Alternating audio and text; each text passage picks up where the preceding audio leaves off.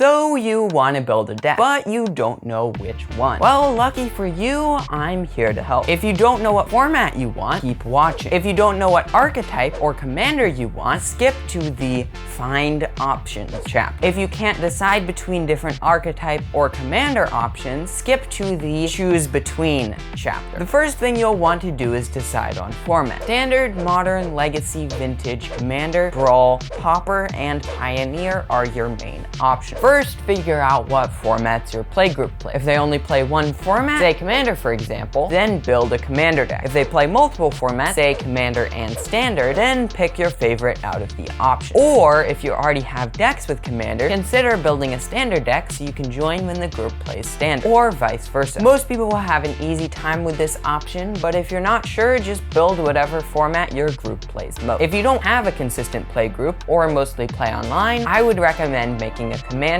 or Modern deck if you want to make a deck with physical cards. If you're on Arena, you'll be able to play any Arena format anytime, so the decision is more challenging. If you enjoy Commander, then Historic Brawl is the closest you'll get on Arena. Standard is a great way to start learning Magic, or Historic if you don't want to worry about rotation. Next, you need to decide your archetype, or your Commander and archetype if you're making a Commander or Brawl deck. This is likely going to be the hardest step, so I'll break it into more easily digestible steps for you. First, decide on power level. Power level is mostly used in games of Commander, but is applicable to other formats as well, to an extent. You don't need to have power level discussions, but it's helpful to think about wall deck build, or choosing what to make. Applying power levels to non-Commander formats is just an adjustment that makes this system work better with janky and unoptimized decks. If you want to build the most powerful decks in the format, I recommend that you start by looking at the top decks in the format and evaluating your options. The way you look at this will depend on the format, and I'll put ways to find those in the description. Just look through some of the decks and pick one that looks interesting. If you find multiple that look interesting and can't decide between them, try and pick the most powerful one. Depending on the format, there might be some options which are significantly more powerful than others, such as Thassa's Oracle and Demonic Consultation or Tainted Pact in Max Power Commander. Other formats have a more balanced meta, just try to keep this in mind. If you want to make a deck that can still play with some of the most powerful decks, but not entirely optimized, usually because of budget limitations, you can either find a competitive list and modify it to be cheaper, or build a different list which works particularly well with budget. You can look at these by looking at the top decks in your format and checking the prices of cards. Or you can just Google format name, price, budget, and see what other people have made. This will usually show you decks this power level or higher, except for Commander, where there's more variance in power level. You can also search decks on Tapped Out, since it's the only site with support for searching decks by budget. Now we can look at some less powerful decks. These won't really be able to compete in competitive group, but that's fine.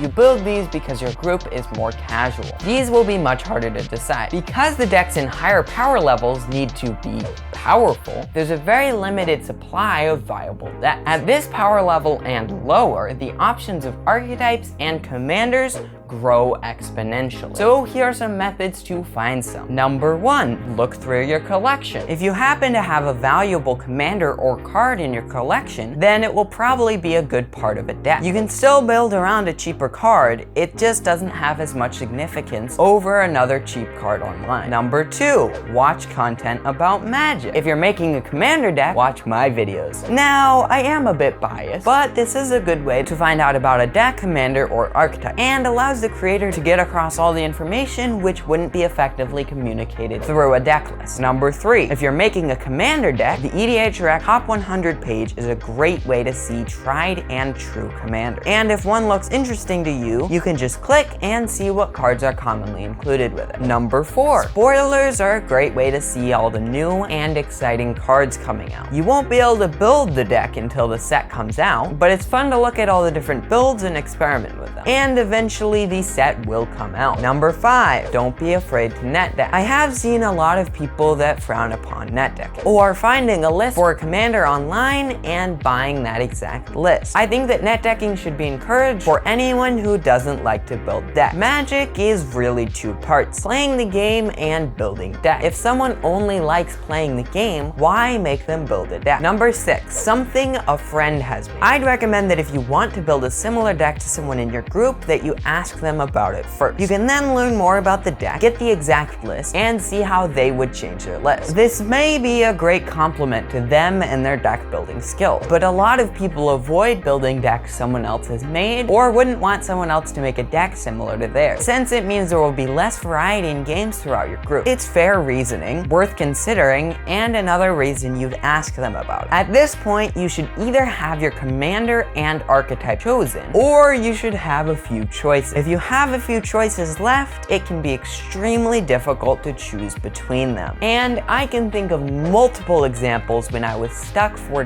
days, unable to work on a video because I simply couldn't decide on which commander I wanted to build. So here's some tips to help you out. Take a break doing something active. Come back with a fresh perspective. If you've been staring at cards for an extended period trying to find your options, your brain might be worn out. So take a break. Go on a walk or something. Think about price. If you can't decide between two decks for the life of you, why not choose the one you think will be cheaper and save yourself a bit of money? This only works if you're not building on a specific budget though. If you are on a tight budget, this has likely already been accounted for. Other people. What would your play group prefer? Ask them. Player identity. There's a concept in Magic that different players fit into either Timmy, Johnny, or Spike. Spike's like powerful decks and pushing formats to their limits. Timmy's like big creatures and big spells, and Johnny's like combos and interactions. Do you fit into one of these groups? I'm a Johnny. And how does your deck fit into that group? These are certainly overgeneralized, and branching out into different options is definitely encouraged. But by choosing something you consistently know that you like, you're giving yourself good odds to have a deck you will love. Spiciness. Think about how you describe your deck to someone, and the interactions and things it's capable of. Are you going to get insane stories from it? Will it be new to someone you play against? If one deck is better in this aspect than the other, go for it. Brew both. Just to be clear, I'm not saying you should buy both. I'm saying start brewing the decks on Moxfield or Archetype. There are many things you won't realize about a commander or archetype until you actually make it. There are three likely outcomes to this. 1. You make half of both decks and realize that one of them didn't work how you expected. So scrap that list and work on the one that worked. 2. You make it halfway through one deck and realize that you were just much more interested in that deck than the other. So build the one you already worked on. 3. You finish both decks. At this point, you have to choose which one. So take another break and come back with a fresh look. You'll probably know which one you want. Otherwise, think about the points I said earlier. Price, other people, and spiciness. Since you have the list in front of you though, you can look at more. How well would the power level work within your group? How well would this interact with specific decks you play against a lot? Like the video if you've decided on which deck you'll make. Take a look at this playlist of videos I've made about decks to see some more ideas.